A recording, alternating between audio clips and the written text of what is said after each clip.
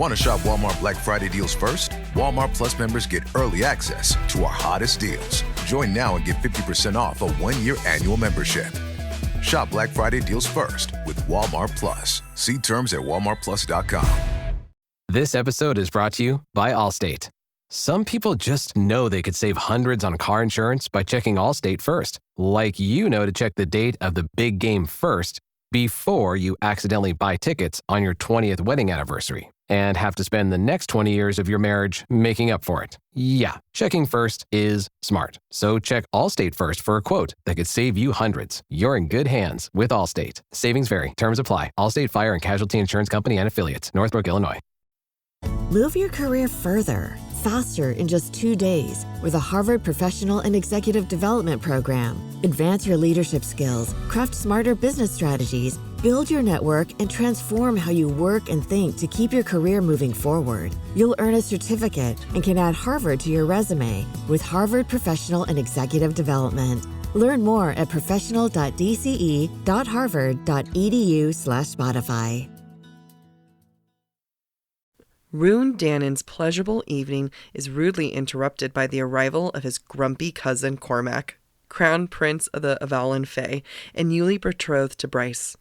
Bryce does her best to get her parents out of town before they hear the news, but not before her efforts are interrupted by a badly beaten Ithan Holstrom. Though Bryce demands Ithan stay with her and hunt since he's been kicked out of the pack, Hunt is not so enthused, and Ithan doesn't make it easy for Hunt either. And when a new day dawns in Lunathion, neither Bryce nor Hunt are very welcoming to the visitors that intrude on their workday and threaten their brief season of peace. The views expressed by the hosts are entirely their own and in no way represent the thoughts or intentions of the original author. This podcast is a discussion, shared to spark thought and conversation on the characters and themes of this novel. The interpretations presented in this podcast are just a few of many possibilities. Listeners are encouraged to read along and share their own analysis of the text. Though the hosts speak mostly within the constraints of this book, series and extended universe spoilers may be discussed with or without warning. Explicit language as well as themes of sex, violence, abuse, depression, self-harm, and death will recur throughout this podcast.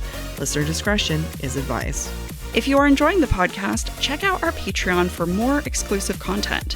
You can find us at patreon.com/Book Talk for Book Talk. Welcome to Book Talk for Book Talk with Jac and Amy, a podcast where we deep dive into the writing of your favorite novels. This season, we're exploring Sarah J. Maas's second installment in the Crescent City series. This is Jac. And I'm Amy. This is part 1 of this week's episode, where we're discussing chapters 3 through 9 in House of Sky and Breath. This week, we ask ourselves, how does perceived ownership over Bryce impact her and those around her? Themes we see in this section include shunning destiny, titles, and the 7 deadly sins. Amy did the question and the themes without consulting you, which is fine. I was not consultable. I was out of range. You did a good job. Thanks. Yeah, I approve. Thanks. I don't remember the question. Am I asking you or are you asking me? I think I'm asking you. You're asking me. Hell yeah. Don't have to think about it until then. Let's dive in. Great. It's chapter 3. Famous chapter. A beloved chapter, some might say. And we are happy to start this chapter with Ruhn Danaan, Crown Prince of the Avallen Fae, knowing 3 things. Quote, Ruhn Danaan knew 3 things with absolute certainty. And those 3 things, I'm not going to read them off exactly, but the first one is that he smoked so much mirth root that he couldn't feel the female sitting on his face. It's a shame. It's like, that's a lot. Yeah, that's a lot to have not felt. 2, he had so much whiskey he doesn't know her name or how he got there. Some might consider that concerning. Some being me. I'm so excited to ruin this for everyone. And then 3, quote, he really fucking loved his life, at least ... right now. This is an iconic moment. Like, this is one of those things that everyone loves, like that he knew 3 things. Like the fact that he wakes up essentially from consciousness and is like a woman sitting on his face and he's like, yeah, I'm going to get her off. And he uses his lip ring. Like we're all fans. Everyone loves it. Everyone loves it. Let me destroy it for you and everyone. Great. This is, to me, this screams evidence of PTSD. Okay. Why? Because we've already talked about last episode that there's basically a regression in place. Like we saw Ruhn really grow in the last book, right? Like he went from party boy, not talking to Bryce, to having stepped up, to almost dying, to seeing his sister almost die, to hearing his sister beg for help and him not being able to reach there. I think it's fair to say our boy has some PTSD. Like that is some hard-hitting things. And he's back to the partying ways. He hasn't grown up quite yet. And I think it's fair to say that sex is an escape for him. And I'm going to have it in the same category as drugs and alcohol. Now, I'm not saying that you can't have sex and drugs and alcohol and have it not be, an escape. But I think it is fair to say that Rooney Boy slept around before, but now we are getting evidence that he is so unbelievably off his hinge marker head thing that he's like, he's not even present in his own body. Yeah, that's a fair point. And I think that, this comes into, if he was a woman, the question of consent would be there. Absolutely. Like, imagine this being reversed, where like a woman wakes up and is like, I don't know how this dick got in my mouth, but I'm happy to be here. Right? Yeah. That's terrifying. Yeah. And so blitzed out of your mind that you don't know the name of them. You don't know how you got there. Yeah. That would actually be pretty scary. Yeah. And I think the biggest clue is that he said, again, I'm going to come back to that quote. He really fucking loved his life, at least ellipses right now. This implies, and I don't like ellipses. You don't like but ellipses. This was a great use of it because ellipses imply like a dramatic pause, maybe not really meaning what you're saying. And this implies that that his love for his life is temporary and most likely not the norm. I love my life, at least right now. Yes. And I love that you call this out because from my point of view, it also foreshadows that a lot is about to change. But that for you, it means like this is not the norm. There's a lot of shit and baggage that he's carrying. Yeah. But what's great is it can mean multiple things. So many things. I also want to talk about the use of these 3 things and then the 1, 2, 3 bullets as disrupting the narrative style. And if we think of it from a writing point of view, it breaks convention. Yeah. Which to me just re-emphasizes how much Ruhn is not in his right mind. Because it never happens again until the end of this chapter. Yeah. But later in the book, never again. It never happened in the first book. He never knows 3 things again. He never puts them in bullet points again, other than in this chapter. Yeah. And I think that implies like he's on a different plane of existence because there's so much substance in his body. It's almost like that's his way of grasping reality. Yeah. Like he's so out of touch with reality of where he's at, physically, emotionally, mentally, everything, that he knows 3 things. That's all he can do. Like I just need 3 things to know. Yeah. That's all he can grasp. Yeah. This reminds me of like my grandma when she was alive. Love you, Grandma. That she used to say like, let me tell you one thing. And I would tease her and be like, you promise it's one thing? Because I feel like it's normally more than this. Yeah. Now, I don't want to like everyone to be like mad at me. Or do I? But I will say it's hot. Like you and I will agree. This is a hot ass moment. Especially this quote. And I will, give props where props is due. Quote, Ruhn essentially was dragging his lip ring across that spot he knew would, there it was. Like, I do appreciate, like, he's so out of his mind, but he still knows what he's doing. Like, the technicality and, like, how to, he was like, I don't know anything that's happening, but if I wiggle my lip ring just like this, it's perfect. Yeah. It's very confident. And I love it for a lot of reasons, but one of the reasons is that we kind of get a sneak peek into the way his brain works. Like, we're hearing him talk to himself, essentially. Yeah. It just, he was like, wait a minute, what's going on? He couldn't even get his pants down to begin with. Yeah. Like, he's surprised that he was like, I have my pants on? He's fully clothed. She is fully not clothed. Yeah, and he's like, what? Like, he's like surprised by it. And like, even not knowing he's wearing pants, he can still be like, he can still get her off. Yeah. Skill. Now, and unlike this fawn, I'm sure he's consenting. I don't think that he's, upset about it. Obviously, he's not upset about it. He's really into it. But again, consent is a thing that we should still hold up on both ends. So King Daddy Ruhn. Yes. He does one of the most sexy things. This is the sexiest thing a man can do. Consent. Oh, yeah. He asks for consent. Quote, all he needed was the okay from those beautiful lips, and he'd be buried within her in seconds. Like, I just always like to pause and call out these moments. There isn't too much to like analyze on a literary sense, but it's important to call out these moments because it's like, hey, popularize these moments. Yeah. Make it common. Yeah. And what I like about this is not only getting consent from the woman, it's also showing that despite his inebriation, he is aware enough to know to ask for consent. If you can still, like, if you can ask for consent while drunk, I'm just saying you're a good guy. Yeah. But let's also remember you can't give consent if you're drunk. Exactly.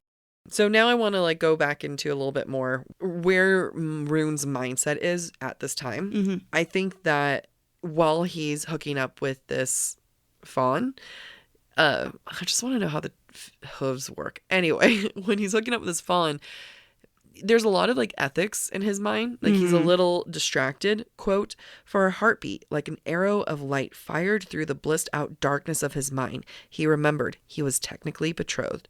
And I love that term, blissed out darkness, because again, he's not in a good mind place. Like, he has some bliss going on, but it's overall a dark place in his mind.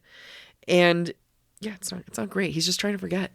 Yeah, I like that you call that out because it makes sense later in the novel when we see him as knight. Yes, he's starborn. However, he comes inside him is a dark place. Yeah. And it's not just about his starborn nature. Or his shadows. It's about the fact that it comes from a dark place. Yeah. Like he wants to be a golden retriever. Right. He just really wants that. But he's just like a sad little puppy right now. Yeah, he is. Yeah. And also, though, like the fact that he's worried about being betrothed. Like he's engaged to someone who he didn't commit to. He hasn't kissed her or anything. He like has nothing with her, right? There's no commitment there. And he still feels like he's cheating. Yeah. And it's something where it's almost like he doesn't say it, but I feel like there's some subtext where he's like, I'll cross that bridge when it comes time, but there's that pause that's going on and he feels guilty. And this is such a great juxtaposition to later on when we get Therian. Yeah. Ugh. Therian. Disgusting man. Tell us how you really feel. Oh, I'm gonna wait till that chapter. So I want to dive a little bit deeper into how Ruhn feels about Hypaxia. Quote, he respected and admired Hypaxia Anador. She was alarmingly beautiful, brave, and intelligent.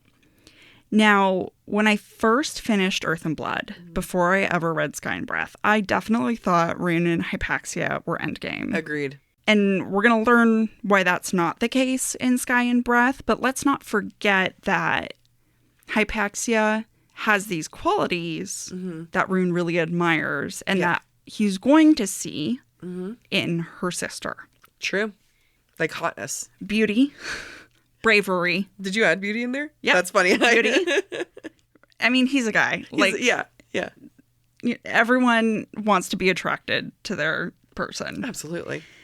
Bravery and intelligence. And I think his attraction to Hypaxia to start off with may have to do with the connection he and Lydia end up having. And that it's been displaced. It's like Jacob and Bella. Bella. Yeah. how he was into Bella, but really he imprinted on her daughter. Yeah. You know, really he wanted the child. You know what that kind of reminds me of, though?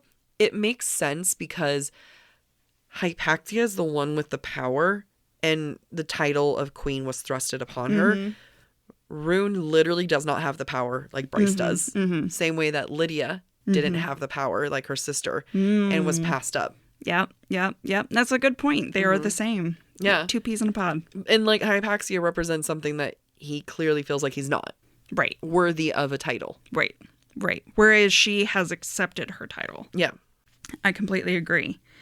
I also want to make a point that Ruhn talks about wearing a titanium ring, and that represents marriage in his mind. And if you think about it in our world, men wear either titanium or tungsten rings typically.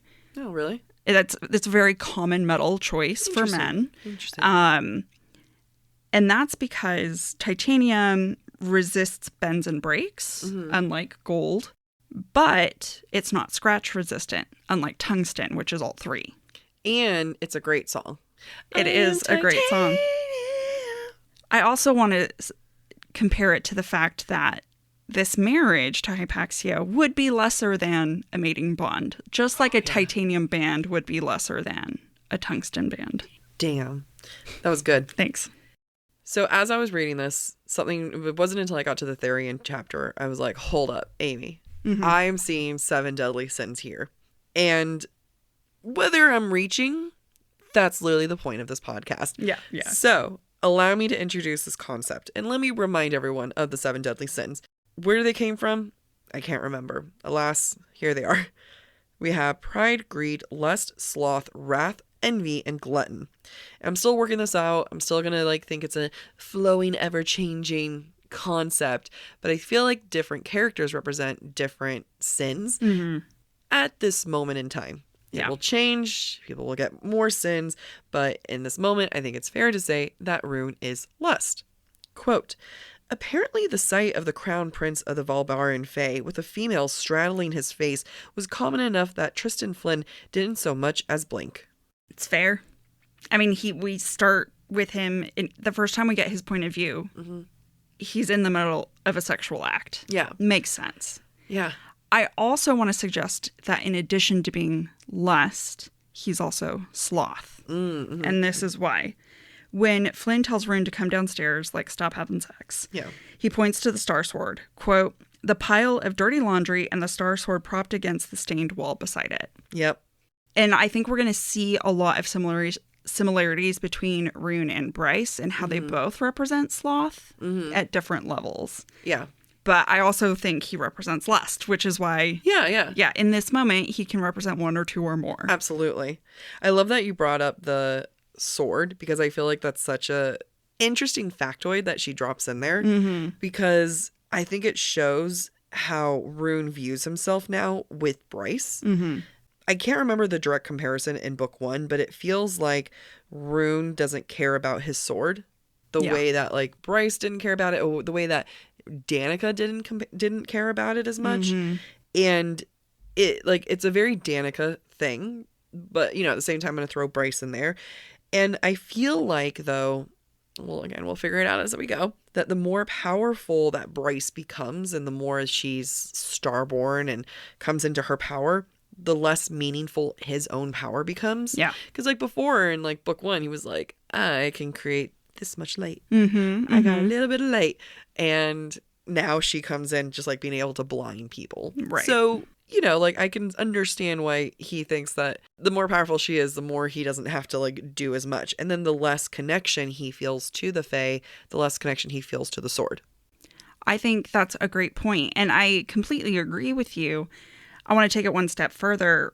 Ruhn is fulfilling the prophecy Bryce had in her own mind of if he knows, it will diminish his own self-worth. Yeah. And we're kind of seeing that play out, even though he's not really conscious of it. Yeah. I think that Ruhn right now is feeling really, really lost. And the more Bryce refuses her destiny as Starborn because she is so powerful, the more lost it's going to make him feel. Yeah. Because he can't take on that destiny. She's obviously so much more stronger than he is. And he knows he doesn't measure up. Mm-hmm. All that to say, he doesn't respect himself anymore. He really doesn't. He doesn't respect his power. He doesn't take it seriously. That's why the Star Sword is sitting with laundry. Yeah. And whereas he used to carry it with him all the time. And I think this is just a taste, but a very good way for SJM to show, like, it's going to make so much sense for Ruhn to join Ophion later on. Yeah. Like, I think we really don't get an appreciation of just, like, how bad of a place he left book 1. Yeah. He just found out his sister wanted to commit suicide. He just found out that, like, there was so much that she was hiding her true power, didn't feel comfortable enough with him. Like, there was so much that he went through emotionally that he also believes that he's the end of the line. Yeah, the royal line. Like, he has so much going on. He's emotional, and that's okay. And that's okay. He's allowed to be emotional. Yeah. So if Ruhn is lust, then I feel like Declan and Flynn are glutton. Mm-hmm. And just like the way that they party, the way that, they go about things, quote, music still shook the floors of the house. People still drank and hooked up and smoked and did whatever bullshit they usually enjoyed during these parties. Now, granted, this is for all 3 of these boys, but, like, you get the general vibe of what's going on. Right. I wanted to add another quote, and this is from last week's episode, but I felt like it just encapsulated what you were saying. Yeah. When Bryce mocks Ruhn for the party being a small get-together, Ruhn blames Flynn and points at him, and, quote, Flynn lifted his last beer up in acknowledgement and chugged. Like, that's gluttony right there. Glutton. What I also found interesting about that quote, though, is that I felt like there was not so hidden resentment. Mm-hmm. The fact that he talks about, like, bullshit they enjoyed. Like, that's the same bullshit you were just enjoying too, sir. Yeah. And I think that, again, that shows how little he respects what he's doing. Yeah. Like, if what they're doing, which is the exact same thing as bullshit, what he's doing is bullshit. Yeah.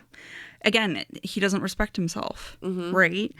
And we have to acknowledge, though, that everyone deals with trauma differently. Yeah. Flynn and Declan saw the same shit that Ruhn does. Maybe they don't have as much of a personal connection as Ruhn does.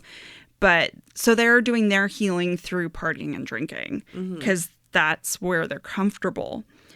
Ruhn, on the other hand, feels lost, but he doesn't have any other coping mechanisms. Yeah. So he partakes, but there isn't joy in that partaking. There isn't healing in that partaking. No, it's just repeating patterns. Yep. Now, while they're all trying to get their shit together, right, to confront this new threat, it is so ridiculous where it's like, hey, you need to come down here. There's a threat where, this is really important. And then, quote, Ruhn wished he was slightly less high and drunk as his shadows wobbled around him. Flynn snickered. The mirth root took hold for a moment, and even Ruhn laughed as he moved for the staircase. In my book, I underlined this, and I wrote, Reese would never. His shadows wobbled. He is so the top of his game. Yeah. And he doesn't care. Yeah. There's a threat. His sister is in the house. His sister lives. He's supposed to be in charge of the Faeox. Thank you. I could not remember.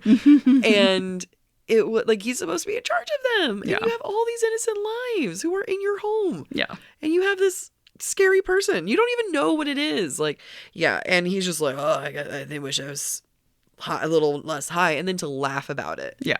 I have been plenty scared while drunk. Yeah. Ruhn does not have that right now. No.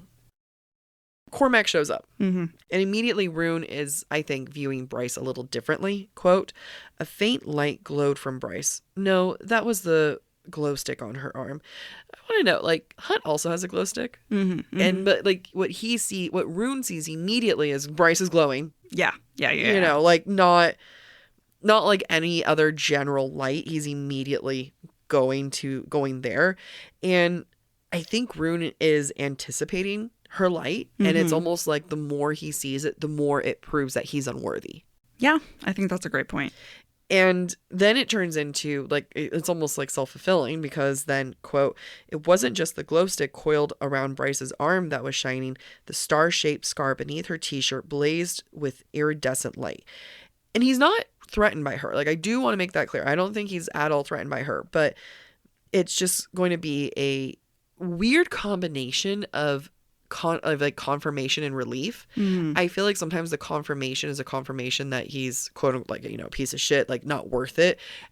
At the same time, I feel like there's a relief about it where he's like, oh, I don't have to worry about it. And it's such a two different feelings happening at the same time. I completely agree with you. I think what we're seeing is Ruhn is accustomed to abusive patterns. Yeah. And those abusive patterns confirming how worthless he is. And he's projected that abuse onto Bryce and her power. Because who else is more powerful than him? Everyone else? His father. That one. The Autumn King. Yes. And I don't mean to equate Bryce to the Autumn King, but she does look like him. Ruhn compares her to the Autumn King a lot. A lot in this book. And in the last book. Yeah. It's not unusual in my mind for him to displace patterns he's developed with his father onto Bryce. Yeah. Even though she hasn't really done anything to warrant that. No, not yet. Not yet. She will. I also want to look at all of this from a power perspective. Not that I haven't already, but I want to take it one more step further. Power it up. Ruhn's shadows can't compare to Cormac's in this state. Ruhn's are wobbling, and then Cormac's are wilder. Yeah. Ruhn treats the Star Sword disrespectfully because he disrespects his own power. He even puts it back in his sheath. Yeah. Once Cormac shows up. Such a power move, though. Yeah. It's you. It's true. Right. And Ruhn assumes that Bryce's glow stick is Starlight because he knows she's more powerful than him. And like you said, anticipating that her Starlight is going to be very responsive to the situation where his is not. Yeah. All this to say, in summary, is that Ruhn is at a really, really low point in terms of self-worth. I know I've said that. I feel like I have to say it again. It's only going to get worse, especially after he sees the Autumn King in a few chapters. And that's important for us to believe his journey throughout the rest of this novel. And I want to hope that his growth isn't just because of Lydia. Like, I really hope that, I hate when a woman is the sole reason why a man decides to grow up.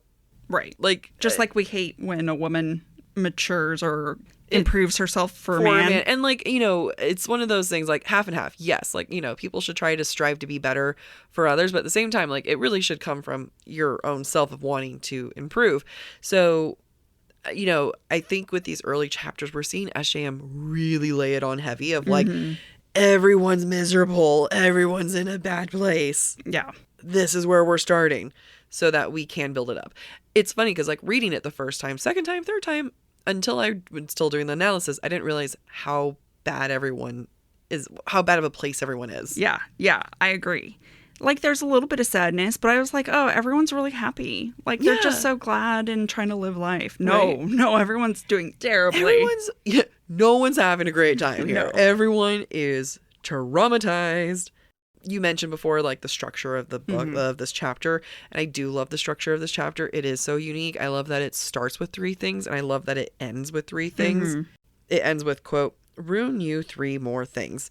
And it's just a great, clever way, and we don't get it again, which is a shame. Yeah, but it's a nice way to start Ruhn's perspective in this book. I do want to also talk about the fact that the mirroring of the structure, the 3 at the start and the 3 at the end, is really, really important in addition to being cool and showing how inebriated Ruhn is. Yeah.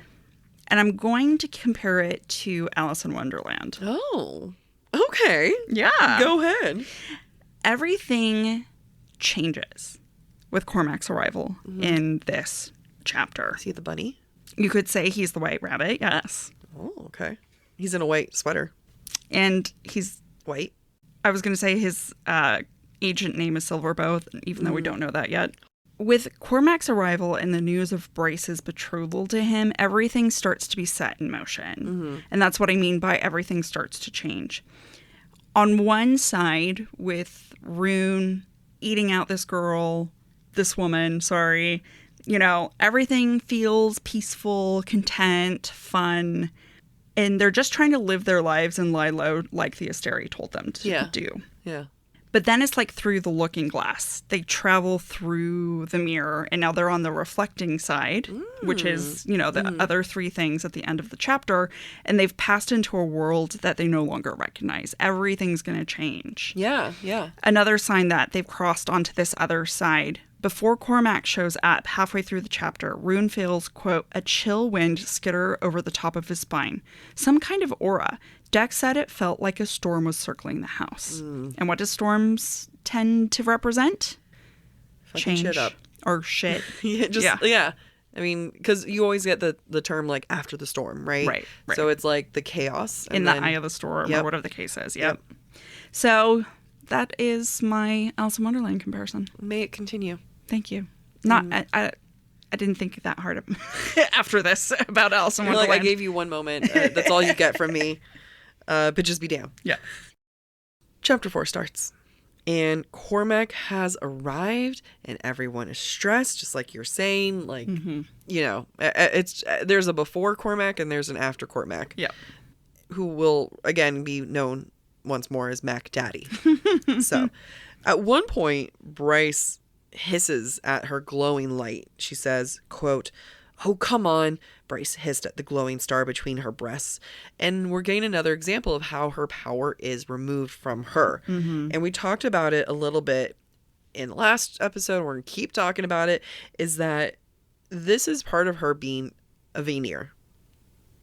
Yep, nailed it. Vanir, yeah. I nailed it. Okay. This is part of her being a Vanir. And she's going to keep being separate from that. Like, she has not embraced it yet. Yeah. And she's literally talking to the star. Yeah. I mean, the star has basically become sentient in a way that her power is demanding that Bryce listen to it. Yeah. And she's going to resist that call from her power, from the Star Sword, until she decides to own it. Yeah. And I think this is an interesting thread about owning that power versus, or the power being sentient. And I want to look at that throughout this book, if I remember. Yeah. So note to self. I think there's something to say about like power being sentient. Because there's like, the magic here kind of has its own will. Like, why did her power come to her? Yeah. Versus anyone else. That's fair. So I like the idea of like exploring that. Yeah. Let's remember somehow. That's key, is the remembering. Excuse us while we hydrate and you listen to this ad. Amy. Yes, Jacqueline. The secret's out. I'm not a natural blonde. Oh my gosh. Which means I need to take extra care with my hair. It's so fragile, and I really have been wanting to do a silk pillowcase because I've been hearing all of these amazing things that it can do for your hair. That's why we partnered with Blissy's award-winning 100% mulberry silk pillowcases. And why has no one told me that it's naturally cooling? Because I've been out here living my life with a hot pillowcase. It cools me. Amazing. Who doesn't want a cool pillowcase? It's both physically cool and like cool, I've definitely tried out different types of sleep pillowcases, but Blissy's award-winning 100% silk pillowcases, you can tell the difference. This is a high-quality, fantastic silk pillowcase. A lot of people might avoid silk because they think they have to dry clean it. The great thing about Blissy's 100% mulberry silk pillowcase is not only is it award-winning, it's washable. It deserves an award when it's washable. When I got the pillowcase, I was worried. I'm like, oh, great. Now I'm going to have a pillowcase that I'm just going to reuse over and over again and pray that it doesn't get too dirty. And I did not realize that Blissy's pillowcases were washable. I know that sounds dumb, but I really thought that I'd have to go take my pillowcase to the dry cleaners. I don't blame you. I am obsessed with these pillowcases and everyone loves them. They have a ton of different prints available and color, and they make great gifts for everyone because there's literally an option for everyone. Men love them too. My mom and stepdad are going to get them because they don't want to share, and I think that's romantic. They also have over 1 million raving fans, and you could be next too because I'm not even joking, we are as well. Try now risk-free for 60 nights at blissy.com/booktalkpod and get an additional 30% off. 30% off? Watch me as I go buy an entire new set of bedding with this 30% off. That's Blissy, BLISSY.com/booktalkpod, BOOKTALKPOD, and use code booktalkpod. So that's BOOKTALKPOD, and get an additional 30% off. Your skin and hair will thank you, and then you're going to come and thank us, and we'll say, we told you so. Fall has officially started here in Los Angeles, and that means we finally get to do fall activities. I have been counting down the days for when I can go to pumpkin patches, maybe even hit up an apple orchard, and I get to do all of it looking super cute in my Quince boyfriend sweater. This weather is perfect for my dark academia vibes, and I'm so excited to bust out my washable silk blouse because you know I'm going to be taking pictures. Quince is known for their Mongolian cashmere sweaters from $50. And that's not all. Quince has so many other amazing things on their website. All of those items are priced 50 to 80% less than similar brands. That includes leather jackets, cotton cardigans, soft denim. Like, my entire fall wardrobe is genuinely turning into Quince wardrobe. By partnering directly with top factories and cutting out the cost of the middleman, we get savings as the customer. One of my favorite parts about Quince is the fact that they only work with factories that use safe, ethical, and responsible manufacturing practices. And they still manage to get premium fabrics and finishes for that, luxury feeling for every item that they have. Get cozy in Quince's high-quality wardrobe essentials. Go to quince.com/booktalk for free shipping on your order and 365-day returns. That's Quince, QUINCE.com/booktalk, BOOKTALK, to get free shipping and 365-day returns. That's quince.com/booktalk. Move your career further, faster in just 2 days with a Harvard Professional and Executive Development Program. Advance your leadership skills, craft smarter business strategies, build your network, and transform how you work and think to keep your career moving forward. You'll earn a certificate and can add Harvard to your resume with Harvard Professional and Executive Development. Learn more at professional.dce.harvard.edu/Spotify. Blinds.com's Black Friday sales event is happening now with our best deals of the season. Let our design experts help you make the perfect selection for your home on your schedule. We can send free samples right to you and handle everything from measure to install. With over 25 million windows covered, Blinds.com is the #1 online retailer of custom window coverings. Save up to 50% site-wide, plus doorbusters, and a free professional measure at the Blinds.com Black Friday sales event now. Rules and restrictions may apply. Before we're formally introduced to Cormac, like we know that his name is Cormac, Bryce thinks, quote, "And what asshole had turned off the music? Drama hounds." Now, I bring this up because I love when authors take phrases that we're familiar with, drama queens in this example, and adapt them to their world. It's easy world building, and it's just clever. Yeah. And what I like about drama hounds is, A, it's non-gendered. Yep. And it's also a diss to canine groups, which Bryce has spent a lot of time with wolves. Like, she would know. Yeah. So it feels appropriate that they're drama hounds. I wonder if we can apply that to life. Like, think about someone being in what they do. So I'm going to say, like, marketing. Drama marketers. It doesn't work as well. No, it doesn't. But, like, we can work with something there. Yeah.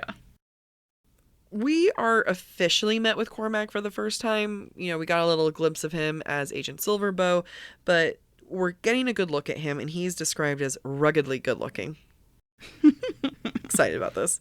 And he keeps being described, though, as having dead eyes and having a complete lack of feeling. Quote, "The stranger turned to her and smirked, lifeless as dead fish." Like, it's funny because we're getting this. We're like, wow, he's scary. That's he doesn't care about anything. In actuality, the love of his life is missing. Yeah, drowned in the sea. Yeah. With the fish. He doesn't know, what's going on. He's trying to find a meal, and it's just, he's not having a good time, and he has to show up and like pretend to be this like cocky asshole when all he wants to do is probably search for Sophie. So I was going to say cry, but yeah, search for Sophie. Cry too. Yeah. Also, he's described as having a thin white sweater, black jeans, and combat boots. Great fashion choice. Big fan. Big fan of SJM's work. Big fan of this. We don't have enough Cormac fan art. That's fair. Yeah. It's because he's an asshole sometimes. No. Name one. I will later. I do want to say, remember the reference to the dead eyes? Yeah. Because I'm going to bring it back when we get to Therion's point of view. Okay. Now, there are a lot of subtle hints to Hunt in this chapter and in chapters coming up that I think are important to keep an eye on. Mm-hmm. Here's one. Quote, "The stranger stalked forward and Bryce braced herself, even as Hunt casually angled himself between her and the male. Bryce held in her grin at the gesture." Now, in this moment, Bryce is not mad about Hunt's protectiveness, and we saw that earlier in the book at the ballet scene. Yep. That's going to change by the end of this chapter. Yeah. Well, even the term grin, like, she's not taking it seriously. Oh, that's fair. That's fair. But she's not mad about it She's not mad about it, but, like, it almost seems like she's indulging it. She is. And her willingness to indulge is going to change. Mm-hmm. And it's going to change very quickly. Yeah. And I think what is happening is she's going to end up giving Hunt mixed messages, not intentionally. But boy, does she. But she sure does. And it becomes a point of tension for Bryce and Hunt. Yeah. Bryce does not want to come into her power. She's willing to indulge Hunt's protectiveness because she's not going to take things on herself if she doesn't have to. Yeah.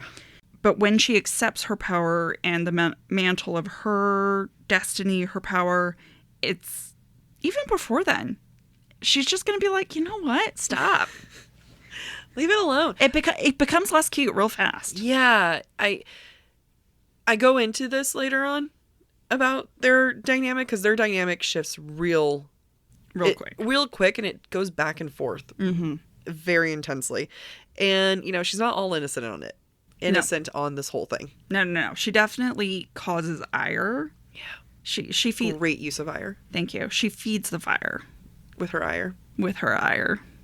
Oh, Briar. Her name is not Briar. Should have been. I want to take a moment to acknowledge that Cormac's name has meaning. Oh. It means the son of the raven or son of corruption. Oh. Which might speak to either, the Avallen court being corrupt or the fact that he's a spy. Yeah, I love that. Cormac was also the name of the 3rd century High King of Ireland, which feels relevant because the King of Avallen is called the High King of Avallen. Yep. Oh, yeah. And both are island nations, just saying. Ooh. He has an Irish accent now. Yeah. In my head. Sure. Also, I just have to point it out because for me it was a writing thing that really bothered me. Bryce calls Cormac Avallen for somehow she knows he's Avallen and there's no explanation why she knows he's Avallen. She says that he comes from somewhere cooler. Because of what he's wearing? Yeah. She says and he's got a rich accent. But is that enough to assume Avallen? I really would have preferred to be like, his accent is Avallen. Yeah. Like, it's the same way that if someone was Irish, be like, I can tell he's Irish because of his accent. Because of his accent, yeah. Right, it's not. But it's I not. Wouldn't be like, he's wearing a white T-shirt, a snug white sweater. That's an Irishman. Yeah, it just isn't explicitly stated how she knows that. Yeah. And it bothers me. I'm just saying. I think that's fair. Bryce is surprised when Cormac uses her dad's name. Mm-hmm. King Einar, thank you. I was like, there was no chance I was going to do that on my own. King Einar, which is a dumb name anyway. Quote, Bryce blinked. Her mother had never once spoken the Autumn King's name, and Bryce had only learned it through the news when she was old enough to use a computer. That's upsetting. Mm-hmm. That's not cool on Ember's part. Yeah. Especially. And again, I get it. She was in an abusive relationship, but that's still, you don't want to keep your daughter in the dark and have her have to Google him. Mm-hmm. Whatever the Lunathion version is. Yeah. And there is power in name and title. And I find this interesting because Ember puts more power in his name than his title. Because all we get is Autumn King, right? And everywhere else, titles are the more important thing. Right. Versus this one, name is more important. So, you know, I'll let my brain do brain work about that later, but I feel like there's something there. Yeah, so let me make a suggestion. If Einar is the name of the Autumn King and the person that he is, and Ember once loved Einar and used that name with affection, it makes sense to me that after being abused by him, she would no longer want to use that name because she doesn't love him. Because she associates the name with a man that she did fall in love with and she got pregnant by. So that was my thought. By using Autumn King, it dehumanizes him, quote unquote, you know, because they're not human, whatever. It dehumanizes him and makes him more of a machine that he is, that just is a city head who operates and is corrupt, etc. And I think that's why even in Ruhn's mind, he thinks most of the time as the Autumn King, not as my father or his father, or whatever the case is. Yeah. Can I bounce a little bit off? Sure. That? I feel like it also shows true respect for their titles that they're avoiding. Like, Bryce doesn't want to be princess. Ruhn is scared of being starborn. Like, everyone else kind of struggles with their title because it's almost like the reverence that they understand the responsibility it comes with it. Versus the Autumn King throws himself into the title. Right. Because he doesn't respect really what it comes with. Like, oh, interesting. I think he embraces it, but like in a bad way. Right. He's claimed the title because it gives him power, and he throws himself into the aspects of it that he values. Yeah. And it reminds me also of Farah, where we don't know her last name until book 2. And then we find out it's Archeron, which ends up being absolutely perfect for the whole thing. So it's like, what came first, the chicken or the egg? And I think you have a note on what Einar means. Well, it is Icelandic or Scandinavian, and it means battle warrior. Oh, okay. I don't think he's much of a warrior, though. Yeah. I wonder how she came up with that name. I feel like she has to have looked up I wonder if there is some lore surrounding that name or a prominent person named Einar with that name. Yeah. But let us know, guys. I didn't see it. Then we can have the listeners tell us. Yes, tell us. So a big plot point in this book is ownership. It's why, Bryce being engaged, quote unquote, engaged to Cormac. Like, that is so much sets off because of this moment, right? Quote, "You are an unwed Fae female. That means you belong to your male kin until they decide to pass you to another. The decision has been made." And again, this is going to be a big driver in this book because Bryce makes a lot of choices that she makes because she's trying to get out of this engagement. And, it's why she declares Hunt as her mate. It's why she starts making moves at this point, with like, she was content to live her life. And then it's like, oh, you want to start shit? I'm going to end shit. Yeah. And, also you have this idea of like being owned. That's not great. 10 out of 10 would not recommend. And for a book that doesn't feature women, because, we've talked about like this book does not have women. Other than Bryce. It really bugs me how little female forward it is. The interesting of owning women is the topic of it. Even though women don't own the story. It is a little odd. Yeah. And, most women in this series don't own themselves. Yeah. Right? Lydia, Hypaxia, and in many ways Jessica, like she's cursed and everything. And no, everyone is tied. All the women are tied to something. Yeah. So I don't know. I have mixed feelings on the fact that like one of the big themes is like women, they're being owned. We must fight this. And yet we will not show them. Yeah. That's not a bad point. And I have no excuse for SJN. Yeah. And why that was the choice. Maybe halfway through the book we'll have a different opinion and different feeling. But at this point, I wish, or it's like, you're clearly making a stance. Yeah. You're clearly making a point about something, and it loses some of its oomph behind it for me. Okay. Yeah. That's fair. Thank you. I do also want to acknowledge that this act of betrothal mirrors what happened in Earth and Blood. Ruhn similarly was forced into a betrothal by his father. So same, but different. Yep. Just wanted to call that out. Yeah, absolutely. Because I do feel like it's kind of like how J.J. Abrams took A New Hope, the original Star Wars film, and when he wrote Force Awakens, it hits similar beats. Yeah. And I feel like this is happening in Sky and Breath. Sky and Breath is hitting similar beats to Earth and Blood. Agreed. I want to suggest that the mere idea of ownership over Bryce throws everyone and their power dynamics off. Yeah. And especially Bryce, Hunt, and Ruhn. Oh, yeah. Now, we already know Ruhn is feeling low and powerless because he expects a lot from Bryce and her abilities, her power. He ultimately expects to be overtaken and doesn't seem to mind it. Yeah. But he's still lost. He's still a lost little boy. Now, for Bryce to become owned and to become betrothed to Cormac, I think lowers Ruhn's standing in his own mind, especially on the power scale. And we see that with how Ruhn treats Ruhn in comparison to Cormac. Like, Ruhn has sinked real low. Yep. And that's really unfortunate for him. It makes me really sad. It also, as we're going to talk a lot about in this episode, throws Hunt off as well. He's going to struggle to control his emotions. His previous feelings of security with Bryce are gone completely. So fast. Yeah, so fast. And now everyone becomes a threat to Hunt. I mean, I will say, and I'll get into it more, this is the night of hell for Hunt. Yeah. I really do feel bad for Hunt this night. It is a very bad night for Hunt. Then there's Bryce herself. Now, she laughs at the idea of being betrothed and obviously has no intention to go through with it. But that doesn't change the fact that now she's not only running from her power, she's now running from a betrothal because of her power. Yep. And the fact now her power is no longer power, it's only a breeding mechanism. It's a tool for the Autumn King. It's not a tool for her anymore. Yeah. That she's shunning. So it just makes everything icky for these guys. It's great. I love it. I wish it was a bigger plot point. Like, I wish there was more threat behind it. The betrothal. Yeah. That's fair. Which I'll get into later also. Okay. So much for me to get into.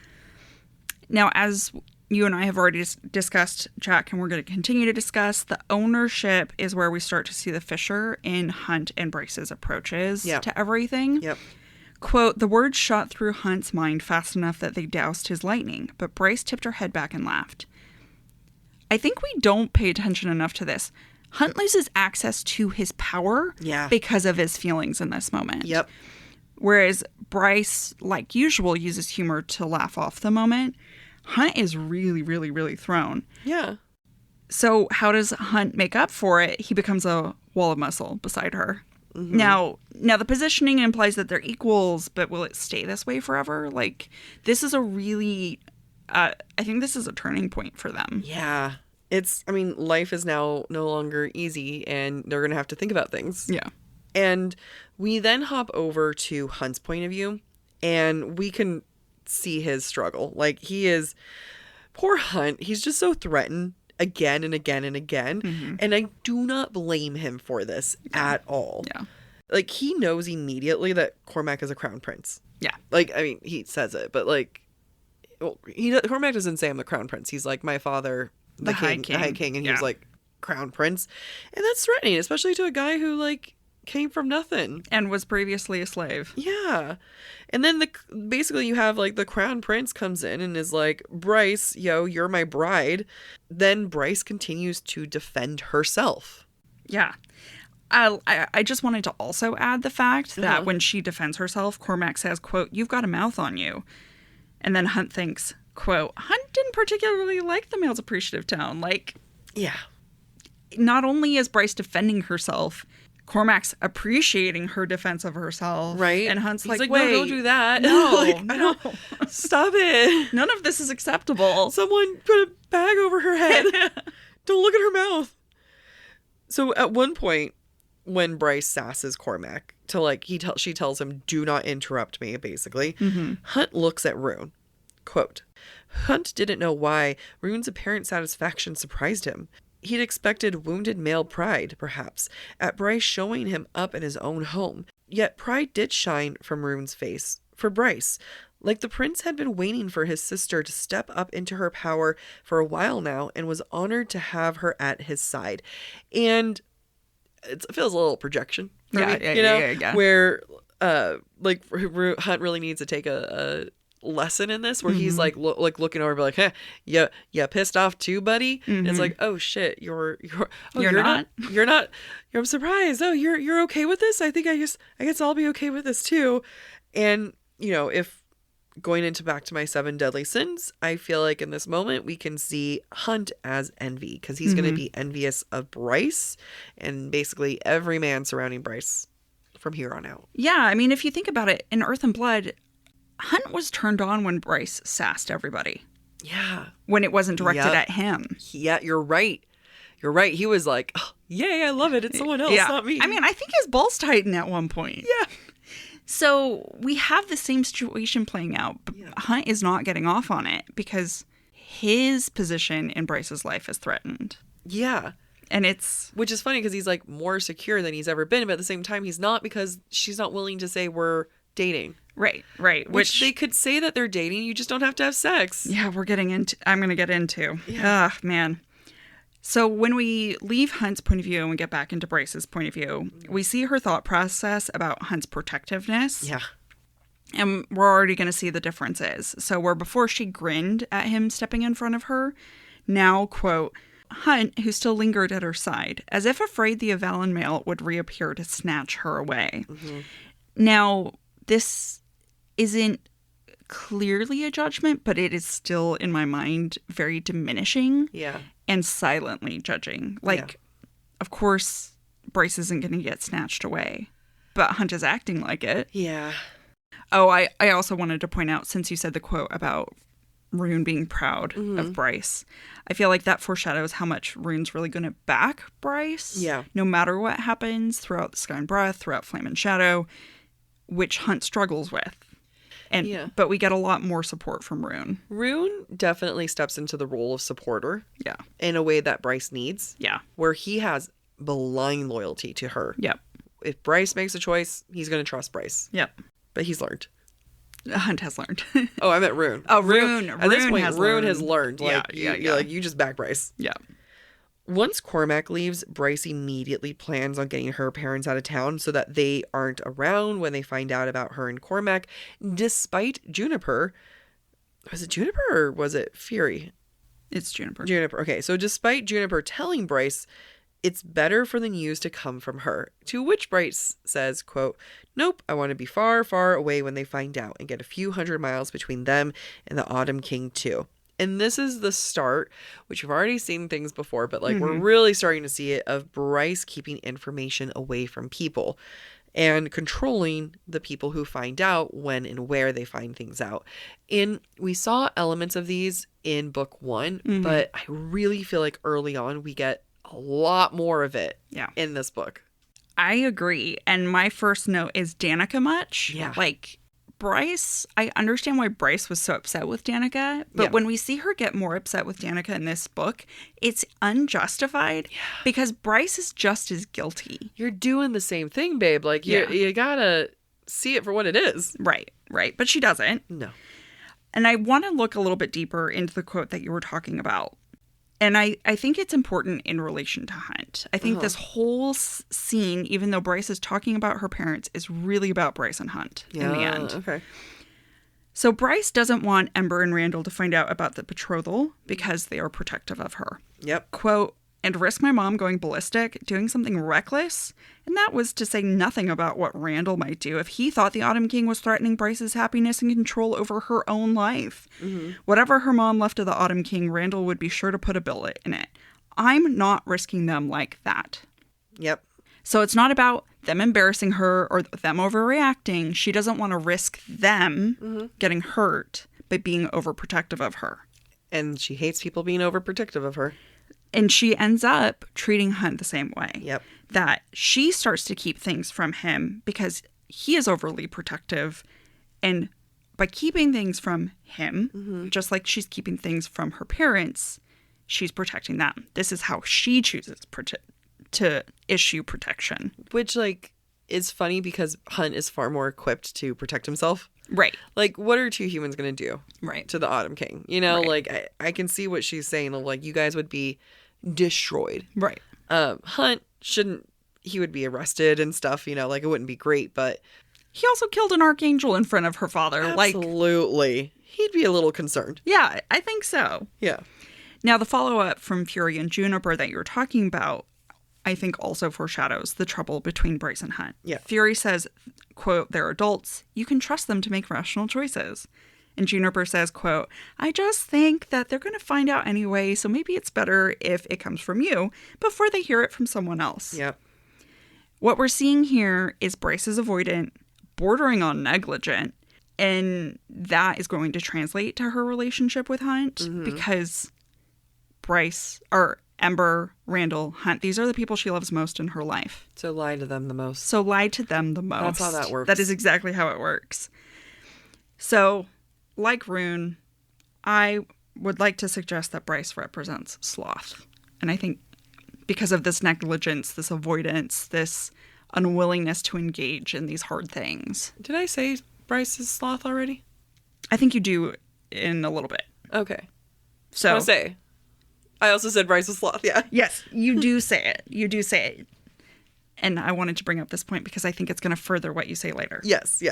I also want to say that Fury threatening everybody and Cormac knowing who she is and like faltering because he sees her just tells us there's more backstory to her and we never get it. Who are you, Fury? Who are you? It's frustrating. It is so... Every time there's like something interesting about her, I'm like, just take it away. Yeah. I don't even want it. It's unnecessary. I don't even want her. Take her out. We get all this tension between Bryce and Hunt, but we still get these really funny moments between the two of them.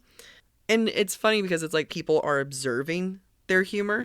So it's like not only cute, but it also, I think, reminds us that... you know, despite the conflict between them, they're still like in sync with one another. Yeah. And when they're talking about the sword, like Ruhn says to Bryce, like, you know, you can take the sword too. Bryce waved a hand, quote, I'll take it on weekends and holidays. Don't worry. Hunt tossed in. And it'll get 2 winter solstices, so double the presents. Ruhn and the others gawked at them like they had 10 heads, but Bryce grinned at Hunt. He got her. Her humor, her fears, her hedgings, whatever it was, Athalar got her. This quote really reminds me of Sophie and Silver because she kind of, Sophie thought the same thing, right? He really understood her. And I bring that up because despite Sophie's lying to Silver, Silver is still beaten up by Sophie dying or being missing at this point. And I want to extrapolate that we're going to see a lot of humor between Bryce and Hunt despite all the tension and their disagreements. And I think that is SJM's way of assuring us that, don't worry, guys, there's still a perfect match. There's gonna be some rocky parts throughout this journey for them. And, you know, they view protection and the need for protection of each other differently. But these two are endgame. Yeah, and I have like mixed feelings on why she does this because we're going to get it again when Ithan comes around. And it's a very similar situation. And it's almost like her signaling everything's okay. And I can't tell if it's like a 2 steps back, like 1 step forward, 2 steps back type of thing. Like it's 1 step forward of tension, 2 steps back, but like they're going to be okay. And I feel that way. I'm jumping ahead to some future notes. And I feel that way about the whole Cormac situation too. Oh, yeah, I saw your notes on that. So I'll get into it more where it's like, I feel like I don't think that it's a bad thing. So I don't say this in a way of like saying this is a bad book, this was a bad choice. I feel like SJM doesn't commit to some of the themes that she kind of sets up. That's fair. When we talk about Cormac, I'll get more into my thoughts, but in summary, I'll just say I think SJM never intends for Cormac to be a threat. Yeah. So then what? I mean, yeah, we'll get into that. Yeah, discussion. we'll get into it. Now let's go back to Ruhn being king. He reminds Bryce that she's just as starborn as him. Quote, I'm not the kind of male whose sense of pride is so brittle that I need to cling to a shiny weapon. If you want to use it, it's yours. Oh, I love it. It's an interesting juxtaposition considering like where Hunt is going to end up being with all this, you know, like him resisting her being starborn, him resisting this power that she has. Yeah. And does having a man like this, right, like a very supportive male, does that make her more prepared then to call out Hunt on his bullshit? So I thought a lot about this after reading this note, and I think the answer is yes. Mm-hmm. We saw a lot in Earth and Blood how much Bryce hates alpha holes. Yep. And she did, in fact, turn that on Ruhn during a period of his life when he was treating her like an alpha hole. Yep. But I think she was especially mad at Ruhn because she knew in his heart that he wasn't an alpha hole. Yeah. Right? She knows how truly good he is. And so when he's an ass, she really lets him have it. Mm-hmm. And so because she knows how good Ruhn is, she expects more out of men in general. Yep. And that does come down to Hunt too. It's so true. I mean, it's like, here's a Vanir who it's like, look, I know they exist. Here's a Vanir who doesn't suck. And I feel that way too of like modern society with men. You know, because some people are like, oh, you know, women these days, they just hate men. And it's like, no, you don't. The thing is, they're capable of being fine, like, and being good people. I know a handful of men Yeah. who are really fabulous people. Absolutely. And that's where it's like frustrating, where it's like, no, we don't need alpha holes. Like, you're choosing the alpha hole lifestyle because there are plenty of Vanir, there's plenty of men who don't suck. Yeah. You're choosing to suck. Yeah. Another man that propels Bryce into motion is the Autumn King. Bryce tries to figure out the reasoning and motivation behind the Autumn King and why is he doing this? What's the timing? This doesn't make sense. And this is going to be in direct contrast to Ruhn, who is like, just doesn't get it. Like, why are you doing this? And even in this moment, Hunt is like, I don't know. You know, just like, I don't know. Does it have to be something? She's like, nope, this has got to be something. That's why she's not running after him. She's like, nope, he's anticipating me to act out. Mm-hmm. I'm going to play this cool. Yeah. He's playing a game and I'm going to match it. Yeah. I mean, Bryce is this is the Bryce we saw early on in Earth and Blood. Yeah. She's always playing the long game. Yep. And now she's like playing a much bigger game. Yeah. I will say, when I was reading this in my book, I wrote, she's thinking too small, but she doesn't know to think bigger. Yep. And that's not her fault. Yeah. But she is thinking, unlike some people in this book. Like a lot of the guys in this book. Yeah.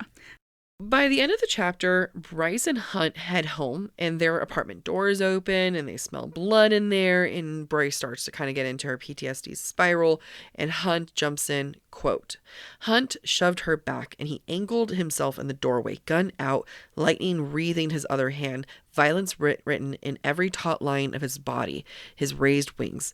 Now, I'm not saying, and I don't think either of us are saying, that Hunt can't be a protector or that he shouldn't be a protector. There are moments when he should absolutely step in, and this is a moment when he should step in. Like, she's struggling, she's in a PTSD moment, and then Hunt comes in and is like, no, I've got this, and this is an example of them being a team. Don't worry though, like, Bryce is gonna mess up too really soon, in my opinion. I do think that this is interesting given the fact that Bryce and Hunt just had a conversation about titles. Yeah. Right before they go home and they find Ithan in her apartment, where Bryce calls them a team. Roomies. Yep. Beer pong champions. That's cute. It's cute. But what happens is Bryce is limiting them to a specific status when really they both want a relationship and they're not going to admit to that. Yeah. I mean, Hunt admits. She's the one who doesn't admit. Right. I mean, Hunt tries to get her to the sexy option. Like, well, I mean, but it's like, you don't have to have sex to be in a relationship. Right. Well, he was just being sexy. He's just a sexy man. Oh, I'm just mad at Bryce. Because, like, again, that's a title that she struggles with. Yeah. Boyfriend. Yeah. I think what Bryce really struggles with is, although she knows and she says to herself, quote, he'd have her back no matter what. Yeah. She doesn't really grasp that no matter what does mean life and death. Yeah. It does mean that he's going to put his life on the line for her every time because he never had that opportunity with Shahar. Mm-hmm. And that's his own PTSD playing out in their relationship.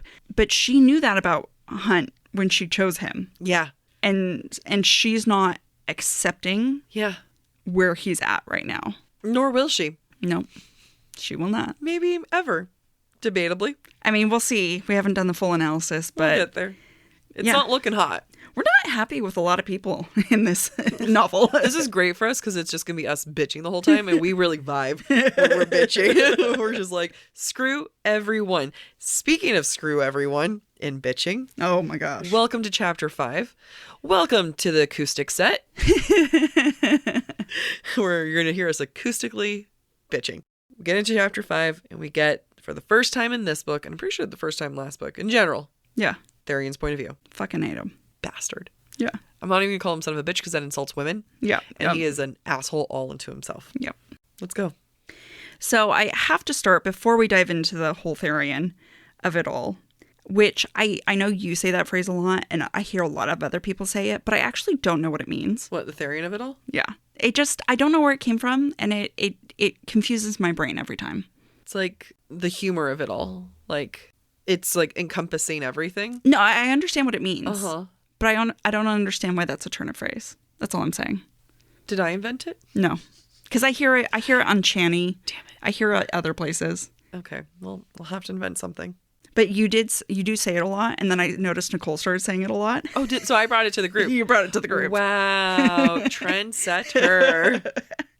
But that is the first time I've used it in your presence. Thank God. Anyway, everything is fucking stormy right now. Yep.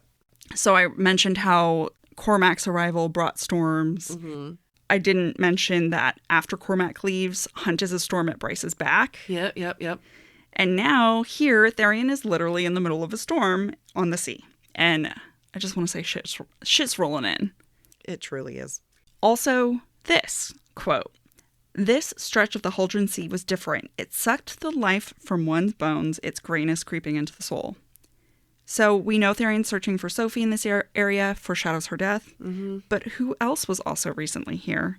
Cormac, with his dead eyes. Dead fish eyes. Dead fishy eyes. Mm-hmm. Actually, I wrote dead eye Cormac. I thought that was funnier. Dead eye Cormac. I just like to describe dead fish eyes. Dead fish eyes are disgusting. Yeah, they're nasty. That was the only thing I ever had to dissect in high school was a fish eye. I hated that class. I had cow eyes. Those were fun. Ew. Yeah. My teacher let me take the extra one home, and it sat on my desk for a long time. And the muscles around it slowly, like, slipped off, and it started decaying, and the eyes just staring at me. I have visceral memories of this. We gotta talk. That was a lot to process in a really short amount of time. It's on brand. Yeah, it is. You know, I think we need to revisit your path of a serial killer. I had this decaying eye on my desk for a long time. We'll circle back to that. Yeah. If there was a deadly sin of corpses, you'd be that one. So let's go back to 7 deadly sins. I feel like Therion is the very definition of pride. I completely agree. And let's get into it. So many examples. The first quote. "He should be lounging on a rock in the Istros right now, preferably in plain sight of whatever females walked along the quay. He certainly enjoyed finding not so covert photos of him on social media with captions like, 'So hot, it's a miracle he doesn't turn the Istros into steam.' He's wanting to be the focus of sex. He wants to be that attention." Oh, yeah. And honestly, he's just full of himself because he knows he's hot. I mean, we assume he's hot because Bryce thinks he's hot, but I don't think he's hot. You love ginger men. I do, but he's an arrogant prick. And there's something that's takes it away so quickly. And it's not even a hot confidence. There's a difference between someone being like, "I'm attractive if I know it," and you're just like, yes, you are. And then there's him. Yeah. Here's another quote. "Therion sank into the swivel chair, anchored into the floor. Technically, it was the captain's chair, but he didn't care. He was paying for the expedition. Granted, it was with the Blue Quartz issued credit card, but he could damn well sit wherever he wanted." The ego. What the hell's the captain doing? The captain just sitting on the side being like, that was my chair. I'm back. I got promoted from being a detective on the last one. And I was a captain fulfilling my dreams. And, okay, it's fine. I don't need it. Please continue. I'm just cracking myself up. If no one listened to season of Earth and Blood, You just listen to this one. Yeah, that was an Earth and Blood season reference. Yeah. SJM, I feel like, wouldn't go this hard on a character of being like, he sucks, without the goal of redeeming him or character growth. And I feel like that's what CC3 was supposed to be. Yeah. But I feel like there's just so much lore of him being a shitty guy. And there's a reason why so many people don't like him. Like, every time we do a live, every time we, post something and people comment, like, everyone's like, I hate Therian. Yeah. And rightly so. I mean, this is the one individual we get his point of view who really sucks as a person. Yeah. And I actually don't think he was meant to be redeemed in Crescent City 3 in Flame and Shadow. I think I hypothesize that there will be a House of Many Waters book. Yeah, I think that he will be a main character and a main point of view. And that will be when he's redeemed. Yeah. And to your point earlier that we don't get a character like this unless they're going to grow, specifically if we get their point of view, right? A main character, yeah. Yes. So it is fascinating to me that SJM chooses to make him awful for 2 full books. Yeah, because even in the second book, he sucks. Like, the only thing I like about him is the marriage of convenience trope. Right. And that's not even him. Yeah. I just like the trope. So, yeah, SJM has a lot of work to do in the future to make us feel like he deserves a happy ending. We have to have faith in her. So the theme of titles comes back, like it always will, and it's for everyone in this book, which kind of makes sense thinking about, like, at the end of the book that the world's going to find out that, like, it's actually just a mosh posh of identities. So it's, keeping that in mind, it's like, oh, well, everyone's obsessed with identities and titles because, like, you have none. And when someone calls Therian Captain, he thinks, quote, Captain, Therian still found the title ridiculous and more than a little painful. I think this is why Bryce and Therian get along. Yeah. Because they kind of both have the same attitude about stuff. Yeah. And titles is one of them. They're kind of, like, frivolous with everything. Yeah. They're just like, oh, whatever. Yeah. I'm too cool for it. Yeah. It continues to astound me that Bryce gets along with him. It makes sense when they're together, though. Yeah, it does. It makes sense when they're together, and I feel like in this book you get moments of them being, like, friendly and other times where she was like, you do not screw with me. Yeah, that's fair. Because Therian's super egotistical, and Bryce likes to talk about her being hot shit. Yeah. But the difference is Bryce is confident, not egotistical. Yeah, and she says things sometimes to also be self-deprecating. Yeah. Whereas Therian believes everything he says about himself. Yeah, like, it's such a different, like, I think Therian and Bryce are such a great example of, like, similar but different. Bryce is confident, Therian's egotistical. Yeah, I think that's fair. Yeah. I do briefly want to call out, from Therian's point of view, we see a personification of water, which I thought was very interesting. Therian thinks, quote, the turquoise water of the blue river sang to him, laughed with him, cried with him. This sea only bellowed and raged. First off, the imagery is just cool in general. I love the use of personification. I do also think it hints at a breadcrumb, which is we find out that the Ocean Queen is directly part of the rebellion. Yep. And so it makes sense that her sea is so angry because there's a lot to be angry about when you're part of this rebellion. It also strikes me that it's tragic that Therian denies his access to the Blue River by choosing to join the Viper Queen and enslave himself at the end of this book. And it's all to escape accountability. Even though the Blue River sings with him, laughs with him, cries with him. Like, it's obviously very much a part of him, but he's so self-interested, he denies the things that make him happy to avoid accountability. I'm going to kind of, like, my brain had a thought, and nor will I remember this until next season, so I'm just going to think of it now. I feel like it's fascinating that SGM is going to have done what I'm about to explain to 2 characters. Their actions end up being pointless had they just listened to the women. And I'm thinking about Ruhn in book 3, where he has his hand chewed off. Yeah. One of the funniest. It's such a funny scene. It's so you silly. call me a serial killer. Ew, that's so gross that you had an eyeball. So this hilarious scene where his hand's chewed off. But like, had he just talked to Lydia Yeah. He would have, like, it was a truly pointless. There was no point to that scene. There was no point to him having gone through that pain. Yep. The same way that if Therian had just talked to the River Queen, we find out the River Queen doesn't suck as hard as we thought. Yeah. Like, she was there to protect people. She was looking for Sophie for good reasons. Mm-hmm. You know, like, had he just talked to her, the whole thing with the Viper Queen would not have happened. Yeah, and I know you bring that up later on in your points about the whole, like, the River Queen's actually not that bad. Yeah. But we are fooled into thinking she's terrible because of his point of view. Because he's misogynistic. And what strikes me as crazy is the fact that we have no reason to trust him. And yet we do believe what he says. We believe the bullshit he feeds us. Yes.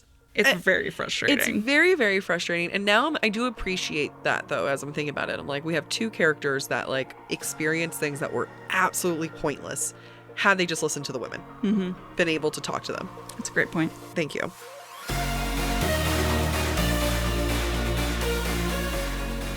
Thank you for listening to part 1 of this week's episode of Book Talk for Book Talk with Jac and Amy. Stick around for part 2, which airs on Thursday. We encourage you to rate and subscribe to our show on your preferred podcast listening platform. We would love to hear your thoughts based on today's conversation. You can submit your comments to our forum at booktalkforbooktalk.com for a chance to have your feedback discussed during a future mini episode or on a Patreon exclusive episode. If you are enjoying the podcast, please visit our website, booktalkforbooktalk.com, to view our latest merch and learn about supporting the show through Patreon or Venmo. Bye. You have to let me know, though, if that red light goes off. Okay. I'm reading. You are reading. No. I'm going to do this way. All right, let's see. I haven't even read this once, so let's see if I can do it. Let's see. And when a new day dawns in Lunathion,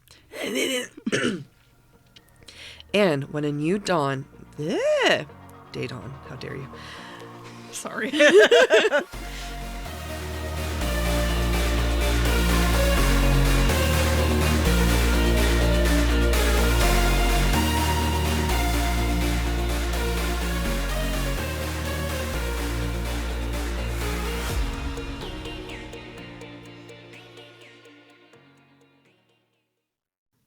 Fall has officially started here in Los Angeles, and that means we finally get to do fall activities.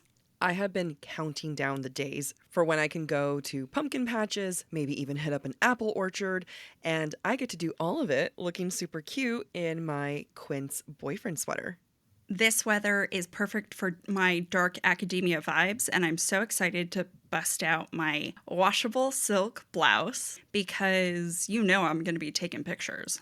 Quince is known for their Mongolian cashmere sweaters from $50. And that's not all. Quince has so many other amazing things on their website. All of those items are priced 50 to 80% less than similar brands. That includes leather jackets, cotton cardigans, soft denim. Like, my entire fall wardrobe is genuinely turning into Quince wardrobe. By partnering directly with top factories and cutting out the cost of the middleman, we get savings as the customer. One of my favorite parts about Quince is the fact that they only work with factories that use safe, ethical, and responsible manufacturing practices. And they still manage to get premium fabrics and finishes for that, luxury feeling for every item that they have. Get cozy in Quince's high-quality wardrobe essentials. Go to quince.com/booktalk for free shipping on your order and 365-day returns. That's Quince, QUINCE.com/booktalk, BOOKTALK, to get free shipping and 365-day returns. That's quince.com/booktalk.